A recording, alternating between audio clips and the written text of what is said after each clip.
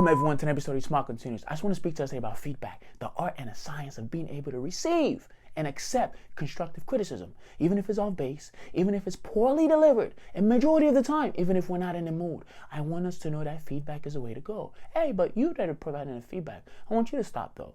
Before you start to pass judgment on somebody else, I want you to ask yourself how many times you have committed sins, atrocities, and probably some bad judgment in situations in which people have actually forgiven you for, and they don't hold any sort of remorse. Yes, because majority of us need to know that we usually like to dish the feedback. We usually like to tell people what they should do, how they should act, how they should dress, and how they should live their life. But we don't actually ask ourselves, when that advice was given to us, how did we take the feedback? Did we run and leave? Did we terminate the relationship? Or did we go on a Yelp review and find another person who could provide the same service in which we did not want to talk about? Yes, majority of us need to know that before the relationship is terminated, feedback needs to actually occur. So I want us to appreciate the relationship and actually value the trust that has been built. So I don't want us to quit. I don't want us to run. I want us to just work together. Majority of us in relationships need to know this before we actually start our search, before we start to swipe right